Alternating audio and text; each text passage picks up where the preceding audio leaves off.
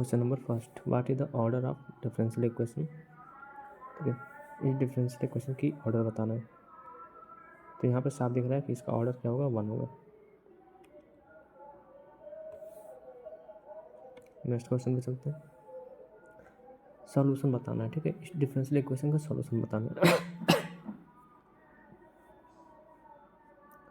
तो इसके लिए हम क्या करने वाले हैं,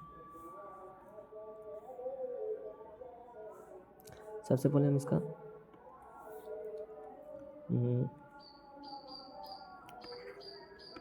सॉल्यूशन क्या होता है,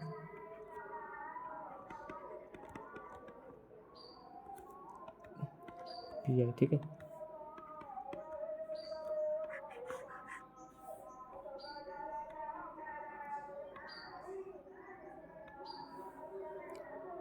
तो इसको हम जीरो से इक्वेट करके, तो सबसे पहले हम क्या करेंगे, जीरो से इक्वेट कर देंगे लेफ्ट हैंड साइड को राइट हैंड साइड से इक्वेट करेंगे जीरो से, और इसके बाद उसका सॉल्यूशन निकालेंगे।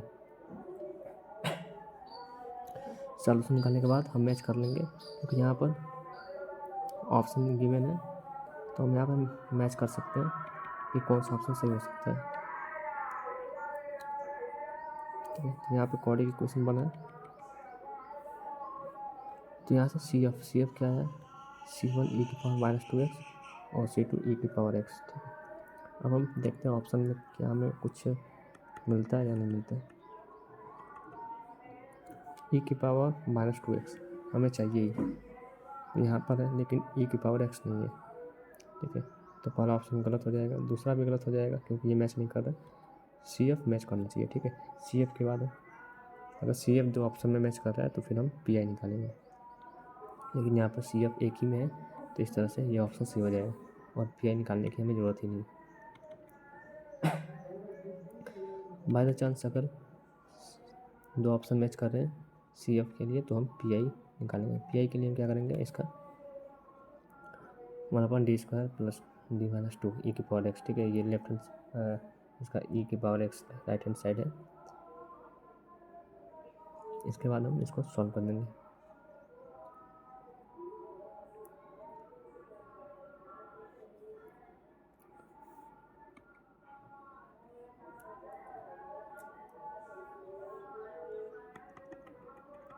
अब आते हैं अगले क्वेश्चन पे।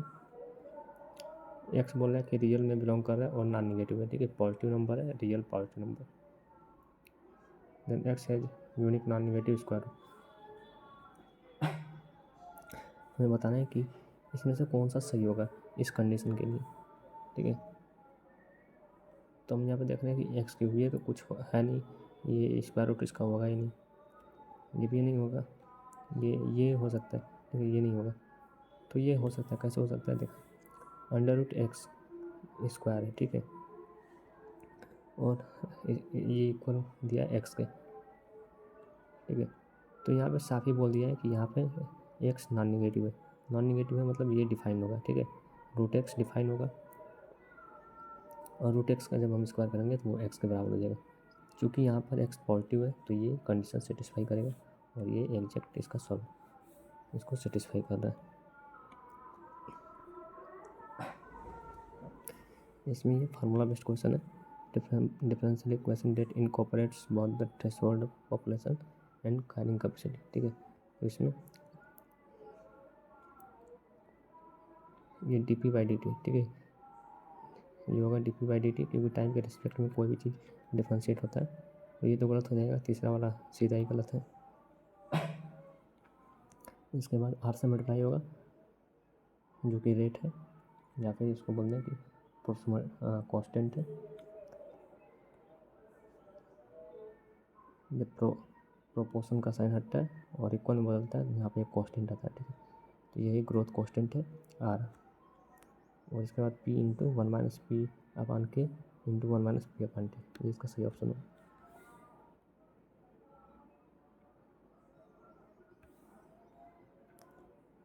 Which is not the property of continuous function on a closed and bounded interval। ठीक है, तो इसमें से कौन सा प्रॉपर्टी नहीं है। ठीक है, तो नॉन यूनिफॉर्म कंटिन्यूटी क्राइटेरिया। ठीक है, ये सही है। यूनिफॉर्म कंटिन्यूटी थ्योरम, ये भी सही है। यूनिफॉर्म कंटिन्यूटी, ये सारी चीज़ें कंटिन्यूटी कंटिन्यूस से रिलेटेड है, तो ये सही हो जाएंगे। डाइवर्जेंस क्राइटेरिया इसका गलत ऑप्शन है, ठीक है, ये इसकी प्रॉपर्टी नहीं है। इसमें बोला कि लिमिट की प्रॉपर्टी कौन सी है, ठीक है, तो लिमिट हम जानते हैं कि ये फंक्शन से रिलेटेड है और वहाँ पर मोनोसिटी का यूज करते हैं, तो ये मोनोसिटी इसका सही ऑप्शन हो जाएगा। क्लोजर, कम्यूटेटिव और एसोसिएटिव, ये सब ग्रुप की प्रॉपर्टी है, ठीक है। इसमें पूछ रहा है कि आर क्या है, आर को हम क्या बोलते हैं, तो सीधी सी बात है कि आर को हम ग्रोथ कांस्टेंट बोलते हैं।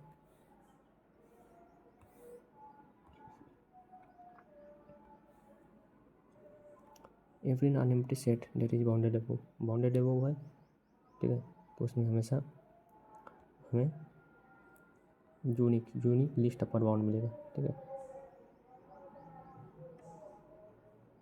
इसको हम सुपरमम भी बोलते हैं, लेकिन यहाँ पर सुपरमम नहीं है, यहाँ पे ऑर्डर ऑफ सुपरमम है, ठीक है, तो ये गलत ऑप्शन है। यूनिक लिस्ट अपर बाउंड, ठीक है, यूनिक सुपरमम मिलता है जब भी अपर बाउंडेड होता है,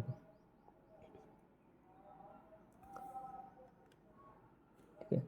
sequence whose element become arbitrary close to each other as a sequence progress, जब भी सीक्वेंस प्रोग्रेस करता है तो उसके एलिमेंट क्लोज आ जाते हैं, ठीक है, ये कौन बोलता है, ये कॉची सीक्वेंस बोलता है, ठीक है। जैसे जैसे नंबर ऑफ टर्म बढ़ते जाएंगे, हम आगे बढ़ते जाएंगे, वैसे वैसे जो एलिमेंट है वो पास आते जाएंगे और वो फिर एक तरह से कन्वर्ट हो जाते हैं,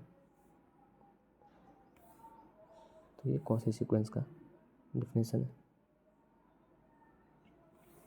इसमें रिमाइंडर थ्योरम, ठीक है, ये मैक्लॉरिन-मोटालर सीरीज से है, जिसमें हमें रिमाइंडर बताना है कि रिमाइंडर का फॉर्म, इसमें रिमाइंडर के लिए कौन सा स्टेटमेंट सही है, ठीक है। तो ये तो ओरिजिनल फंक्शन एफ हो गया, एफ में से हम एन टर्म्स माइनस कर देते हैं, तो वो जो रेस्ट जो बचता है, जो एन के बाद जो टर्म बचते हैं, या उसको बोलते हैं रेसिड्यू, जो बचे हुए टर्म्स होते हैं उसी को हम रिमाइंडर बोलते हैं।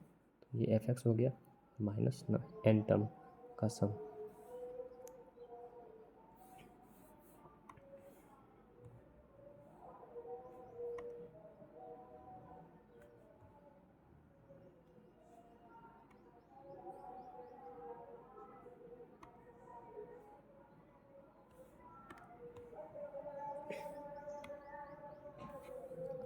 इसमें सॉल्यूशन बना है, ठीक है, सॉल्यूशन बताना है, तो इसको सॉल्व करेंगे सी एफ के लिए, ठीक है, तो क्वाड्रेटिक इक्वेशन बनेगा, ठीक है, क्वाड्रेटिक इक्वेशन को सॉल्व करेंगे तो उसमें से दो रूट्स मिलेंगे 3 और 5, ये C1e⁻3x प्लस C2e⁻5x, क्योंकि रूट जो है अलग अलग है।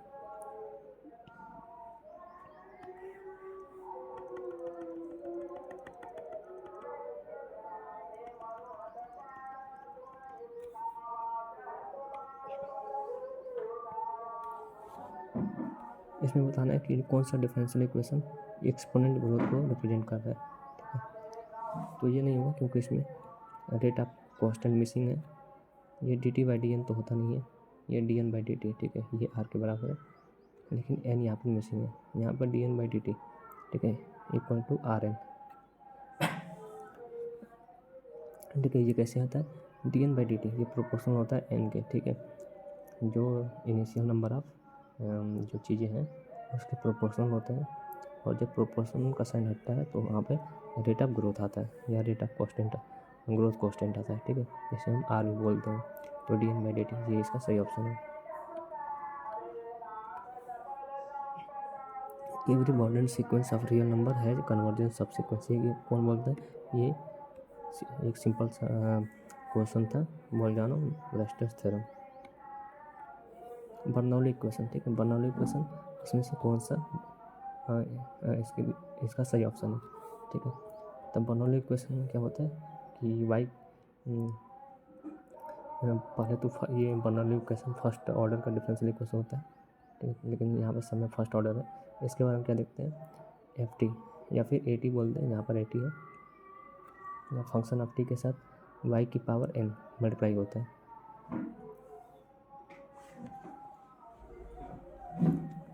ठीक है, तो यहाँ से ऑप्शन नंबर सेकंड और ऑप्शन नंबर फोर्थ ये दोनों गलत हैं, क्योंकि यहाँ पे y to the power n, ठीक है, ये मिसिंग है। अब बचा पहला ऑप्शन और तीसरा ऑप्शन। तो यहाँ पे ध्यान दीजिए, पहले ऑप्शन में ए टी है और यहाँ पे बी टी है, ठीक है, जो कि अलग अलग फंक्शन है, ठीक है।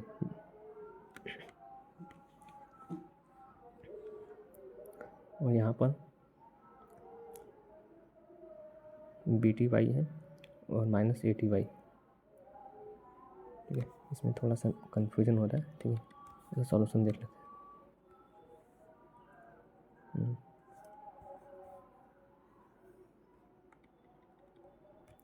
ऑप्शन नंबर इसका 1,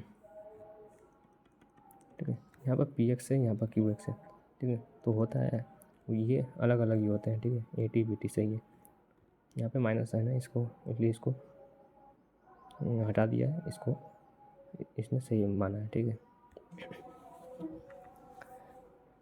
जबकि एक तरह से देखें तो ये भी ऑप्शन सही है, क्योंकि माइनस साइन का उतना रोल होता नहीं, लेकिन हम इसको ही सही मानेंगे।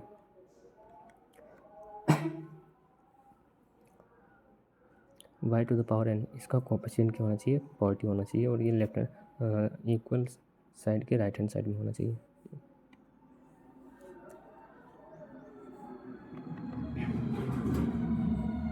Alternating series will converge if return n converges to, ठीक है, 0, ठीक है।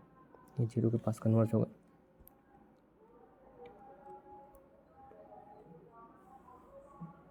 If the limit of summand is undefined और नॉन जीरो जैसा सीरीज, ठीक है।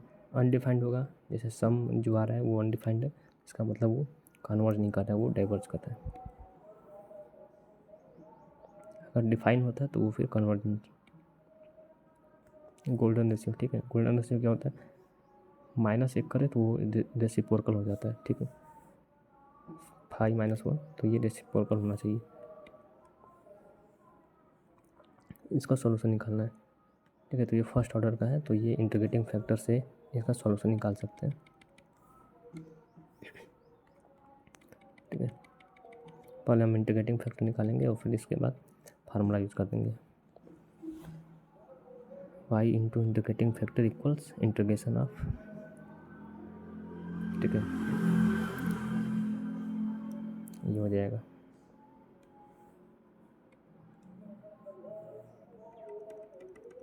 अब आते हैं अगले क्वेश्चन पे। इसको बोल रहे हैं कि इसको कैसे लिख सकते हैं मैथमेटिकली। तो यहाँ पे हम देख रहे हैं कि वाई एन इन्फिनिटी की तरफ जा रहा है, सॉरी, यहाँ पे बोला है कि लिमिट 1 है, ठीक है। तो वाई एन जो है वो 1 की तरफ जा रहा है, और कब जा रहा है, जब एन इन्फिनिटी की तरफ जा रहा है।